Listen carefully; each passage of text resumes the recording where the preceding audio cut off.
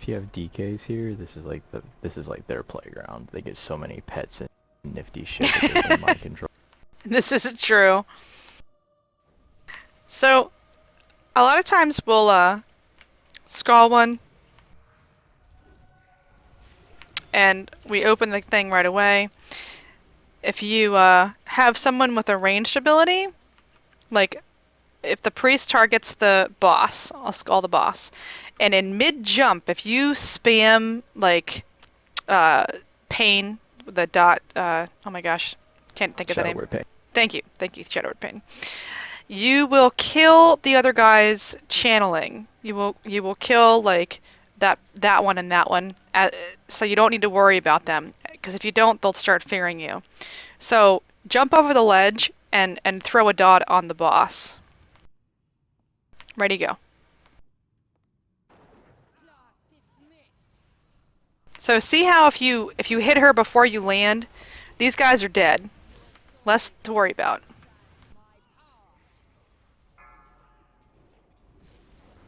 And you definitely want something that's instant. So hunter, priest. Sadly, my only now you have an AOE on you. You right here, replicant. So you want to be careful. A lot of times, what we'll do for challenge modes is have like a designated area that people can stand with that. So you'll get the rings, you'll get the white rings of ouch that'll spawn on the ground. They're really, really obvious. They look like a mage CC. But normally, if you can see where this is here, this little corner area, you won't pull the side guards if you come all the way to this corner area here. And it's on either side. So there's one here where I'm jumping, and then there's one conveniently on the other side where I'm jumping. So if you have that AoE and stick yourself in the corner, you can be as far away from everybody without pulling the sides as possible. And then you do need one of the guards here. So it's you CC'd the one. On challenge mode, you need to kill the other one, so you'd need to kill that guy over there for your kill count.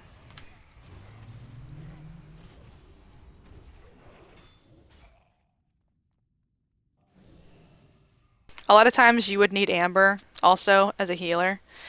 You do know about the restorative amber that the Calaxi have, right? Let me get one out. Yeah. Doink! This is what it looks like, where you have health and mana and whatnot. Another thing too is create some sort of cancel aura so you can cancel it without having to come up here and click on stuff, because otherwise a lot of times I've accidentally like clicked off my food buff or stuff that you actually want. So be aware, just create a cancel aura. That might help you out. Yep. That might. Okay, thanks.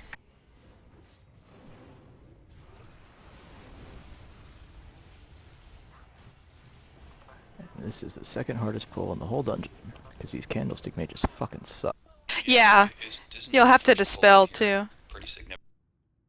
Sorry, I didn't mean to talk over you. I was just saying that the first pull that when you come into this room is a pretty significant part of the strategy, is it not? You just want to kill everything, and you want to pull a little bit at a time. Don't overdo it if you're not used to it. It can make sure your healer has plenty of mana, and make sure that you dispel everything that you possibly can. Either you're dispelling, you're hutting, you're shielding, you're just, definitely have, yeah.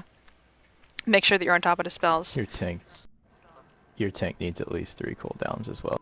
Yeah. So for this boss, again, another use of clever game mechanics.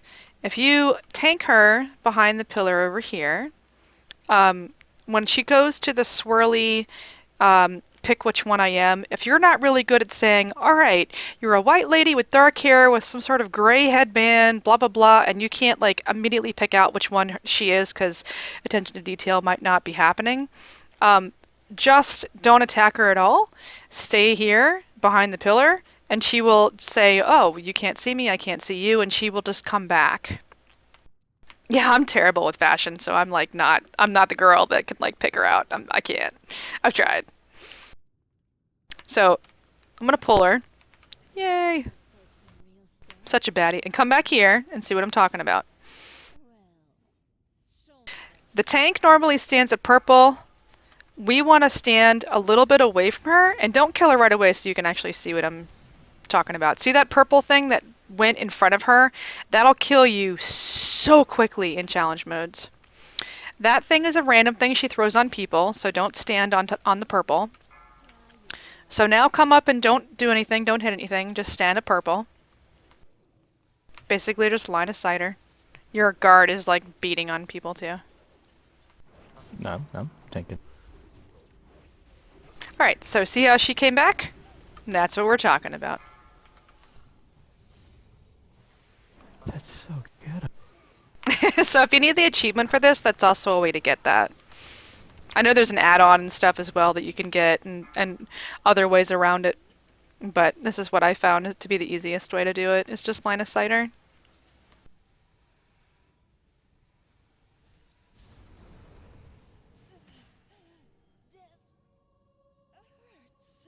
So this next pull really, really, really hurts as well. The tank typically goes in with some sort of shield or speed or something. That's kind of a cool shield. I'm gonna need that for Mog. And the range Y'all stand over there. the range stands over here. You want to even like get your face in the corner here, so when they come out, you're blocked by their frontal ability. Like as a healer, you want to like heal and like hide, heal, hide, heal, hide. Seriously, because it's crazy and it hurts a lot. So for the challenge, I've had people stand in other places as well, but this seems to be the spot that most people go to, like I said, because it has this little ledge. So as they're coming out, I'm going the other way now. As they're coming out, you don't get hit by it. See how if you're hidden. So the tank goes in, pulls all the entire room basically. So go ahead and do that. And this is one of those places where if shamans have capacitor totems, they can throw and put somewhere else. By all means, you want to do that. Any CCs that you have as well is a good idea. Doink. And then you just AoE your heart out as they come out. So as soon as they come out, just make sure your tanks have good aggro. And challenge mode is not hard because everything is beating on the tank. I get so much vengeance. Yeah, the tank will like make your DPS look like chumps, man.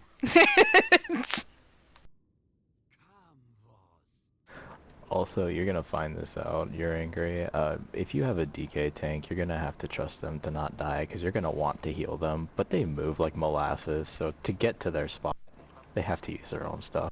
Yeah, a lot of times life grip the tank back, because that doesn't have any threat. Oh, hello, boss. Make sure you have a bone shield, too. You will be one shot if you don't have a bone shield.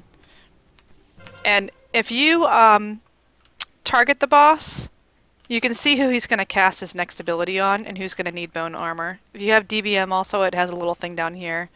So it says like War God needs one.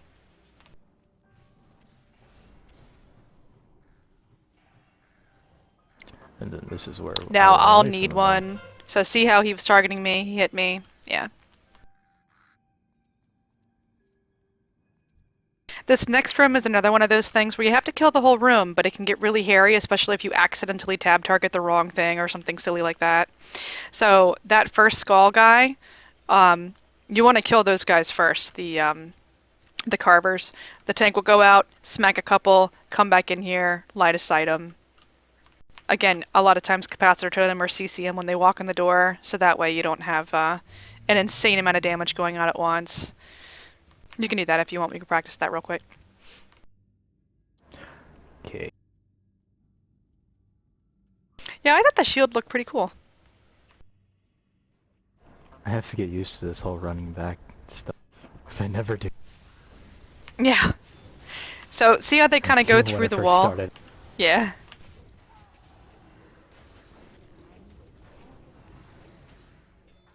And these big guys are so incredibly slow.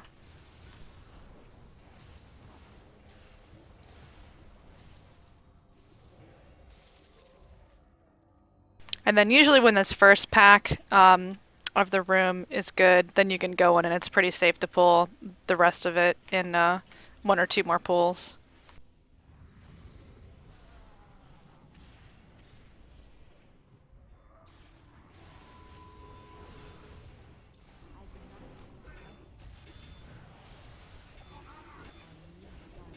You actually get a lot of freedom if you have a DK or a warrior tank between their internal cooldowns and their stuns that they have. They can mitigate damage for a solid 32 seconds. Yeah. This boss right in here is where a lot of people will lust, and it's not off the bat. And it's only if you have DPS that can stop him from phasing. So when he's like gonna change bodies, basically, that's where you would lust.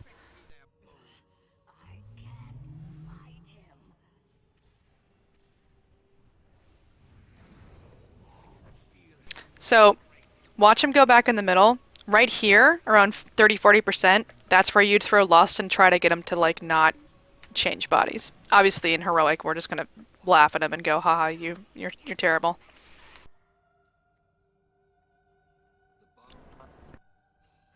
So this next room is where you would invis. That's where most people invis, is in this next room. However, before you come into this challenge mode, do I have my vial? Oh, my baddie, it's empty. This right here, you get that from the drop from the next little mini boss, which you don't need to kill for the challenge mode. You don't need anything in that room, and that room can get really, really hairy, so that's why most people invis past the room. So if you come in here and queue for this place on your own, when it's like level 30, don't even put it on heroic, just put it on normal so it's like level nothing. And come in here by yourself, kill that guy down there that I've skulled, and you drink the potion that looks like him. Here, let's actually do that. We'll just pull the room, screw it. Trying to use me.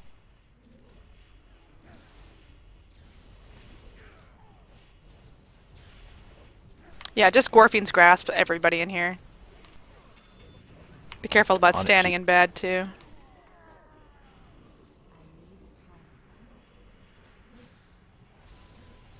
I have the best defensive ever made, AMS. I know, right? I can stand in bad, I'm alright.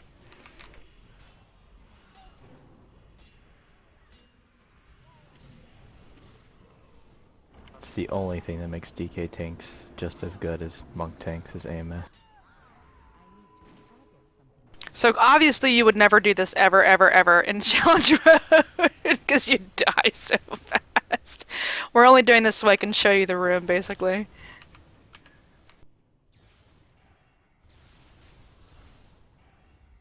Alright, so when you come in here, you can drink this thing on the table. It looks like a little hand. And then if you have this bottle that you've looted off the boss, because it goes randomly to one person in the group. So if you come in here on your own and solo it, it obviously is going to go to you because you are the random only person in the group. So to fill your bottle, you click the thing on the table and you look like the big ugly guy, all right? Then click on the thing in your bag and it almost like sucks the stuff out of you, puts it in the vial, and then you can click on it again and it turns you back into the guy. So that's how you fill the bottle. And then having this, it does persist through death, and it lasts for 1 hour. So when you're doing this for real for challenge modes, you're going to want to do that. Just as a side note, when you're coming in here and you're invising, for those of you guys watching the stream, obviously you're going to, I look fabulous. So you're going to invis here at the doorway, right? And you're going to run down. Be careful about how you open the door, just FYI. Because you want to be smack dab in the middle, because as soon as you click the door, it's going to invis you. So make sure you're like in the middle of the door, click it, and run straight forward. Otherwise, you could actually pull some stuff in that room. Pretty rare, but just FYI. Some people like to attack this boss all the way down. Some people like to go all the way around. Either way is fine. The only reason people like to come all the way up here is because those ads will despawn unless you get the one that's directly behind us, which has happened before. If you get the one that's directly behind us, then it doesn't even make any difference because you'll have to just kite the ads around up top here anyway because they won't despawn. So make sure you're dispelling. Also for the exploding zombie. Yeah, make sure you're dispelling and make sure you don't necessarily have to AoE because it's kind of like the boss with the dogs. The main guy's the important one, and as soon as you kill him, everything else is going to despawn. So no need to really AOE a lot if you, unless you have a strong AOE that makes your attacks better. You also don't want, if you're down here at the bottom for you War God, you do not want to do any kind of AoEs. You want the zombies to aggro on the healer that's far away, because the zombies that he summons will explode and it auto kills you. Yeah. So Gotcha. yeah. So if the healer's up here and has healing aggro, right, and the tank's not picking them up, they have to, let me just jump up here. They have to walk up the stair, come around here, and by the time they usually get to right around here, this second like candlestick, they blow up and explode and just go away, and you don't have to worry about them at all. So if the placement of your team, except for melee and tank, is up here, a lot of times you don't have to necessarily worry about them. Like I said, the only time that this sucks is if somebody goes into this room behind you, which has happened to me before. You get into this room and then you're cutting the zombies around, and then you come out and then there's like a train of zombies.